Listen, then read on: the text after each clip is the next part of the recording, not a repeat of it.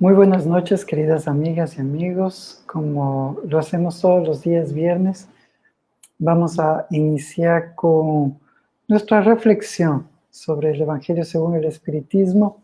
Y esta vez es el capítulo 1 del Evangelio según el Espiritismo y el ítem número 3, que se llama Cristo. Y este ítem es muy bonito porque nos deja observar esa concepción, el pensamiento de Jesús para convertirse en el Cristo. Entendamos que hay dos etapas, ¿no? La etapa de Jesús dentro de su misión y como ser iluminado al completar aquella misión como Cristo, como tal. Y comienza así en el ítem número 3. Jesús no vino a derogar la ley, es decir, la ley de Dios. Vino a darle cumplimiento, esto es, a desarrollarla, a darle su verdadero sentido y adecuarla al grado de adelanto de los hombres. Vamos a ir analizando paso a paso. Entonces, Jesús no vino a derogar ninguna ley, ¿sí? Es decir, la ley de Dios. Por eso Jesús se manifiesta muchas veces y corrige a los sacerdotes, a los levitas, a todas las personas de su tiempo, va corrigiendo aquello que es impuesto por una forma solamente religiosa para darle un contexto real, divino. Entonces, viene para dar cumplimiento a la ley de Dios y desarrollarla en su verdadero sentido, según el adelanto de los hombres. Y por esa razón, para que no hubiese tanta tergiversación, y mismo así se da muchas cosas, se malinterpretan muchas cosas, siendo que Jesús utiliza la parábola como medio de reflexión para comprender lo que está tratando de transmitir y lo que está tratando de enseñar. Entonces vemos a Jesús que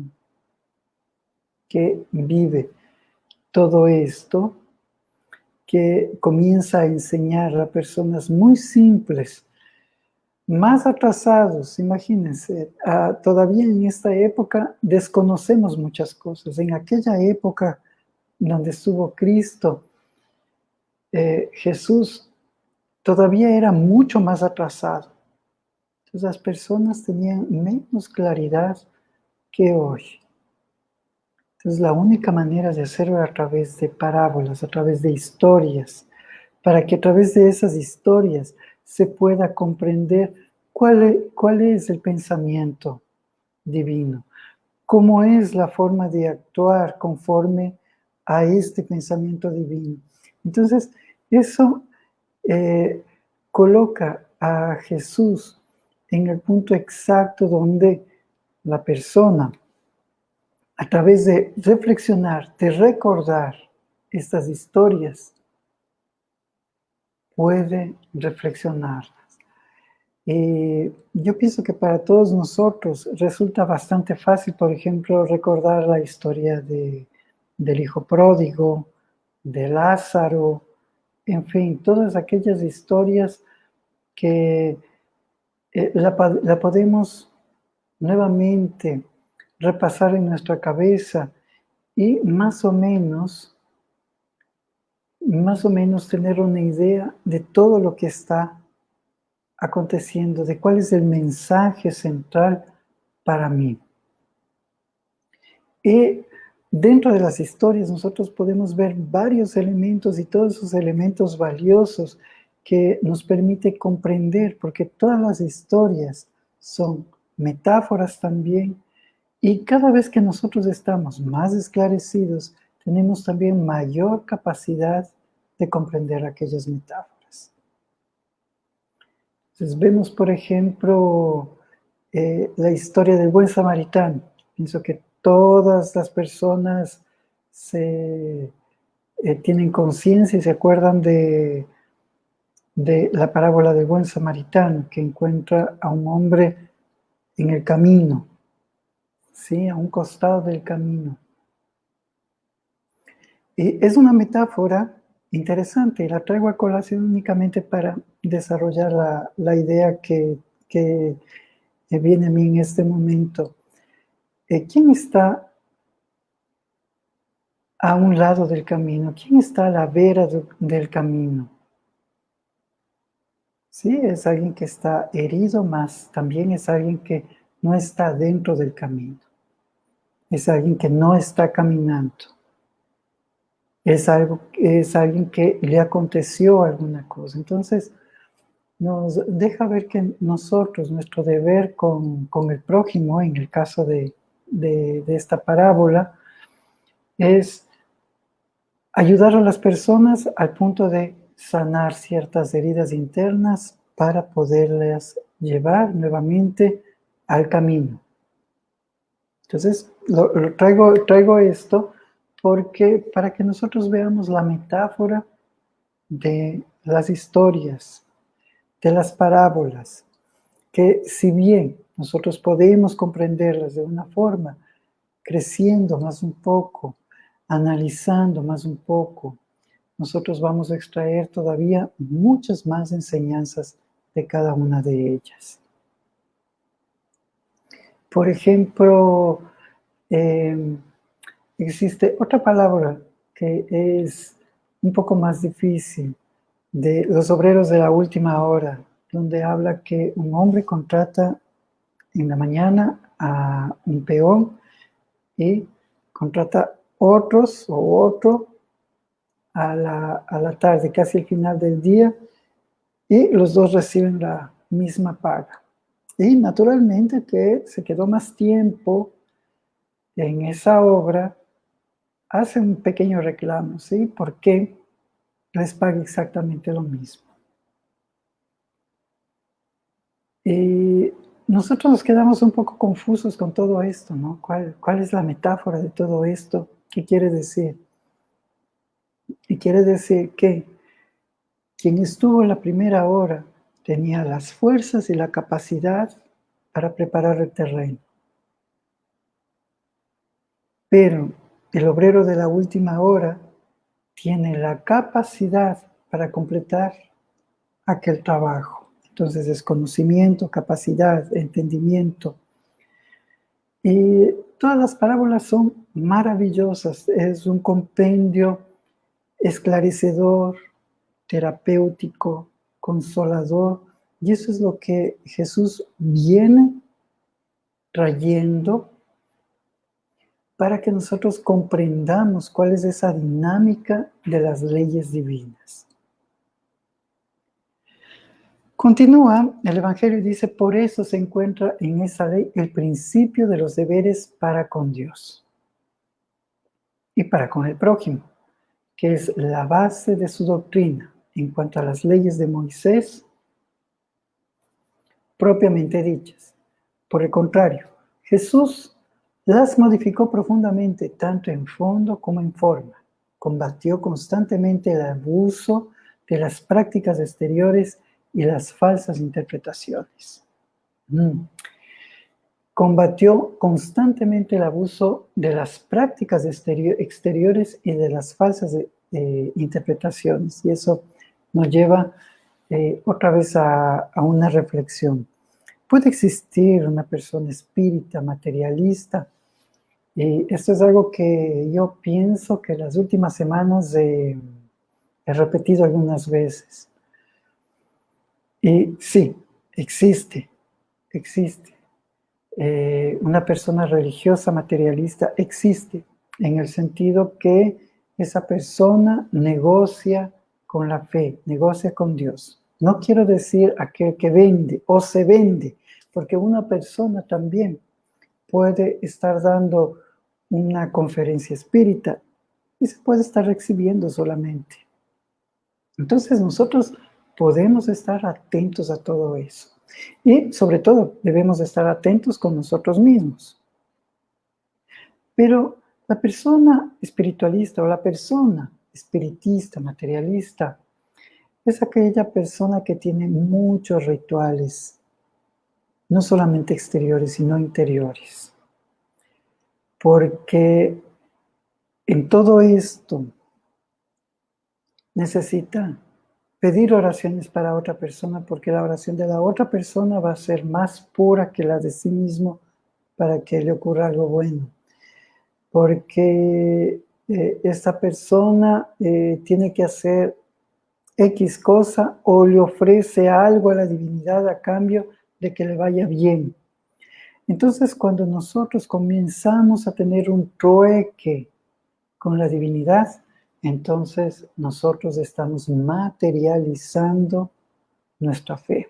Estamos saliendo de la racionalidad de lo que nos habla el espiritismo para comenzar a tener una fe utilitarista.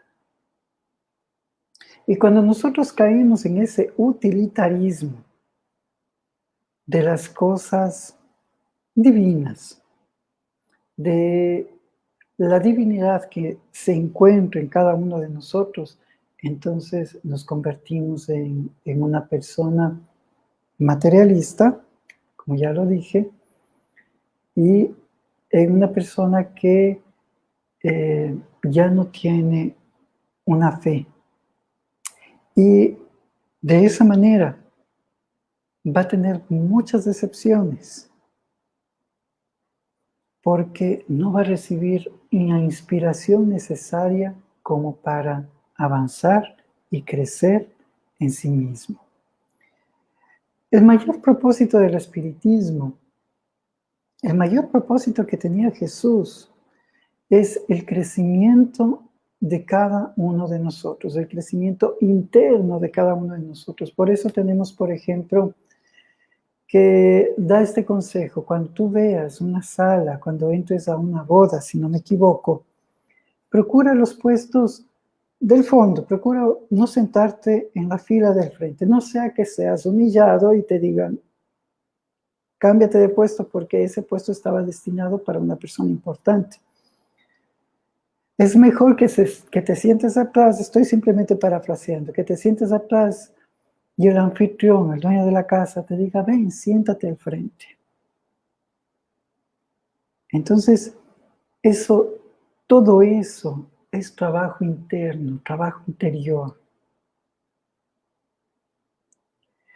Y deberemos tener mucho cuidado de nuestro trabajo interior, de cómo nosotros estamos haciendo las cosas y el propósito con las que hacemos las cosas. ¿Cuáles son nuestras intenciones?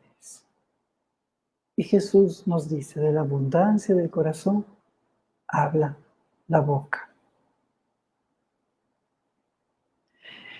Entonces, Jesús combate constantemente el abuso y las prácticas exteriores, las falsas interpretaciones, las interpretaciones a conveniencia, de modo que no podía hacer que esas leyes sufrieran una reforma más radical que mediante su reducción a estas palabras.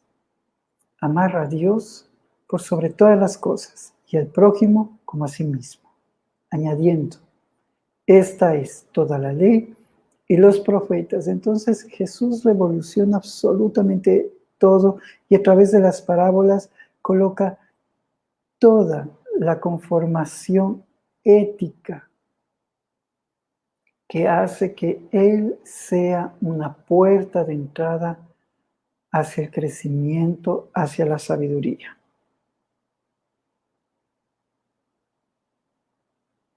Y si nosotros seguimos a Jesús, entonces comenzamos a comprender aquel camino de comprensión, de amor, a aquel sentido de amar a Dios y amar al prójimo como a nosotros mismos. Y este resumen de toda la ley es fantástica porque es una forma de comportamiento moral que tiene un impacto enorme y que es universal, porque nos habla del respeto a uno mismo y respeto también al ajeno, al prójimo. Continúa el Evangelio diciendo, con estas palabras, el cielo y la tierra no pasarán sin que todo se haya cumplido, mientras quede una sola jota. Jesús quiso decir que era preciso que la ley de Dios recibiera cumplimiento, es decir, que fuese practicada en la tierra en toda su pureza y con todo su desarrollo y con todas sus consecuencias. ¿Cuál es la tierra que no pasará? Quizás seamos nosotros mismos, los seres conscientes que deberemos pulirnos para poco a poco emanciparnos de una forma material también y para comenzar a tener una libertad de entendimiento, de luz, para comenzar a estar un poco más próximos de la divinidad. Y todo eso también tiene una consecuencia, y la consecuencia es el crecimiento absolutamente de todo.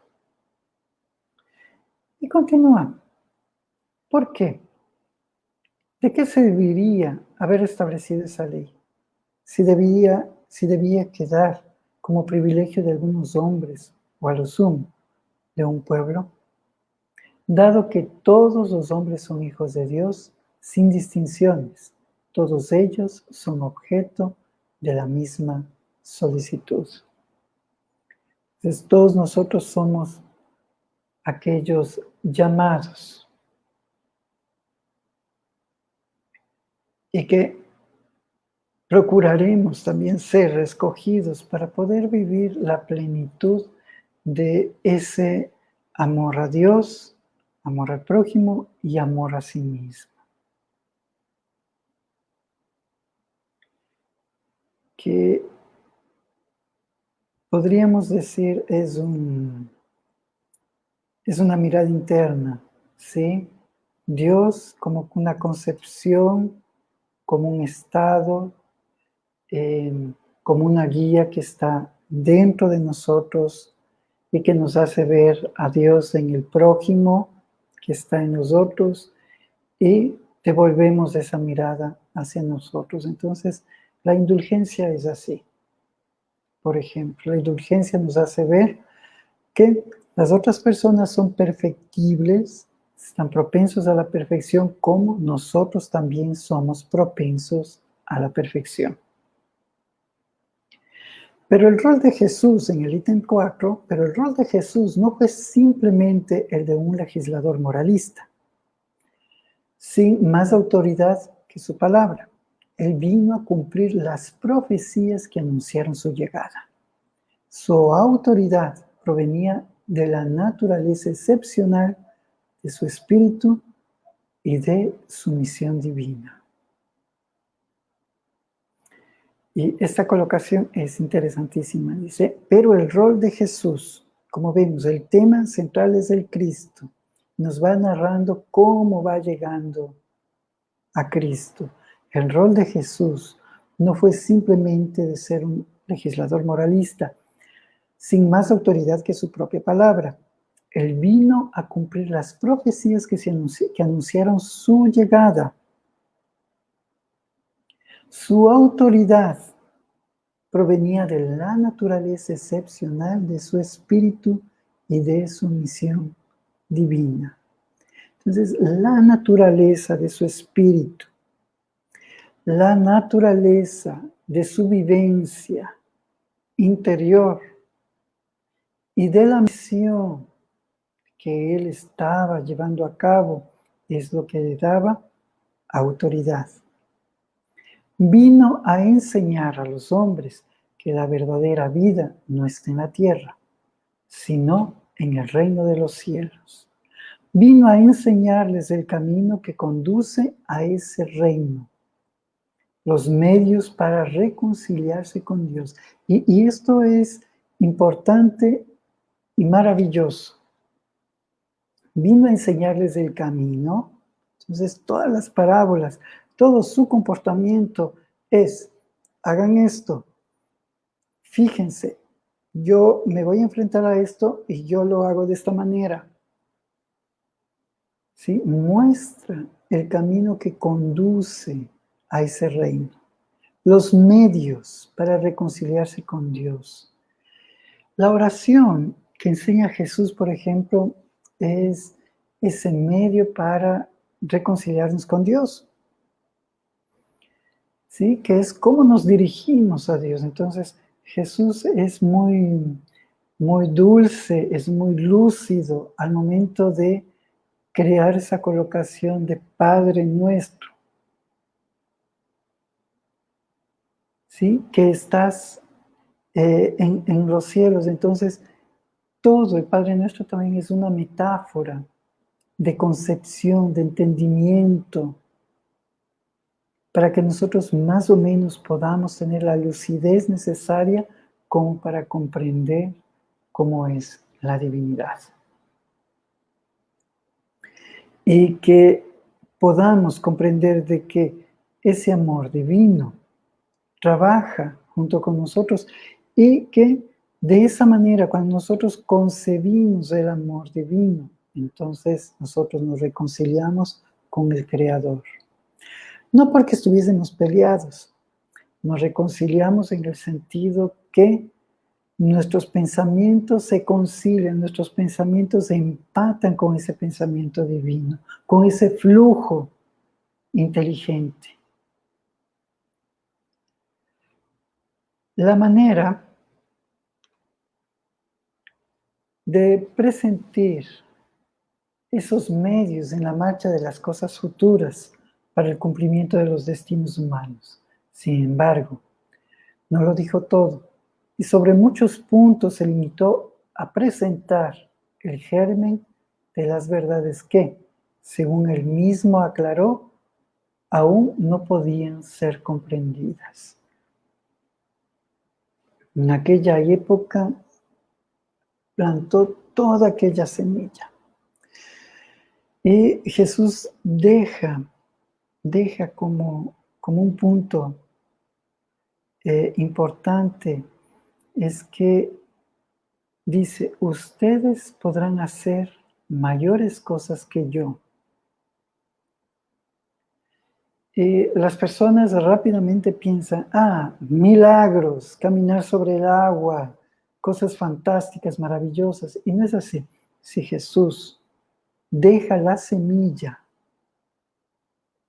para que comience a crecer, significa que después vendrán aquellos que rieguen esas plantas, que poden esas plantas, que cuiden de las plagas. Ese es lo mayor que que nosotros podemos y estamos llamados a hacer en nuestra vida. Y más eso no podía ser comprendido en aquella época. Los seres humanos, tanto antes de la Edad Media y en la Edad Media y hoy, nosotros queremos todas las cosas con mucha prisa. No nos conformamos absolutamente esperando. Pienso que todos nosotros tenemos un poco de problema con la paciencia. Algunos somos más tolerantes para esperar, otros menos.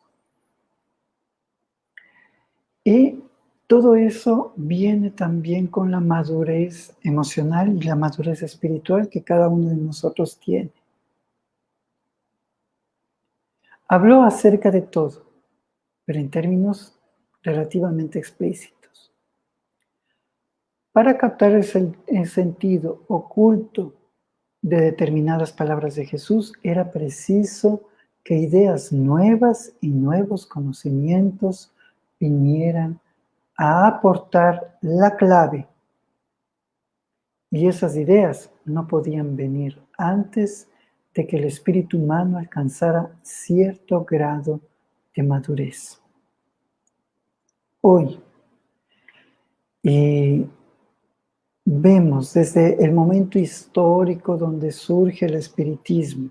Digo el movimiento histórico porque por la época de las luces, del conocimiento, donde va desarrollándose el espiritismo, nos dice que el ser humano comienza a tener la madurez como para profundar aquellas palabras de Jesús, aquellas palabras que nos llevan al Cristo. La ciencia, continúa el Evangelio, la ciencia debía contribuir poderosamente al nacimiento y al desarrollo de esas ideas. Entonces el conocimiento y la ciencia tenían que aportar. Aquellos pensamientos mágicos debían quedarse atrás para entender que los milagros no son proezas antinaturales, sino que son las leyes actuando adecuadamente. Hoy, cada vez más tenemos la posibilidad de comprender esas leyes, de comprender más o menos la naturaleza. Si bien tenemos tantas incógnitas, hoy también tenemos esclarecimientos. Y la ciencia atribuye nuevas ideas. Hoy la ciencia está interesada en los fenómenos cercanos a la muerte, por ejemplo. Estudia cada vez más el efecto del amor sobre el cerebro, el efecto de la compasión en el comportamiento humano. Entonces, ¿no es todo eso maravilloso? ¿Y acaso eso no es parte de esa máxima enseñada por Jesús? Amar a Dios sobre todas las cosas, al prójimo como a sí mismo. Si lo pensamos, lo es. La ciencia, la espiritualidad, cada vez van encontrando puntos en común. Y nosotros vamos cada vez más identificándonos como espíritus que tienen una experiencia material. Y vamos desarrollando cada vez más responsabilidad también para con nosotros y el prójimo. Y culmina diciendo, así pues, había que dar a la ciencia el tiempo necesario para que progresara. El desarrollo, según menciona el espiritismo, el desarrollo de una persona, de un espíritu, tiene que ser intelecto moral. Y cuando nosotros vamos desarrollándonos intelectual y moralmente, entonces estamos progresando como espíritus. Jesús es esa puerta de entrada hacia la cristificación. Cristificación no significa sacrificio. Cristificación significa luminosidad, conciencia. Jesús es esa puerta de entrada. El espiritismo, en el libro de los espíritus se menciona cuál es el espíritu más sobresaliente que ha estado en este orbe. Y los espíritus responden, ved a Jesús. Ved a Jesús porque es aquel hermano, aquel ser que comparte la humanidad y que invita a la humanización, al reconocimiento de los propios sentimientos, reconocimiento de los ideales, reconocimiento de un pensamiento hacia el bien. Y cuando nosotros tomamos todo eso, entonces comenzamos a tener un caminar en nuestra vida que nos permite avanzar. Esa es la reflexión que Quise traerles hoy en la noche. Espero que les haya servido a todos ustedes. Y recuerden, todos los viernes tenemos este pequeño espacio de reflexión sobre el Evangelio según el Espiritismo. Y les agradezco por su compañía. Muchas gracias y buenas noches.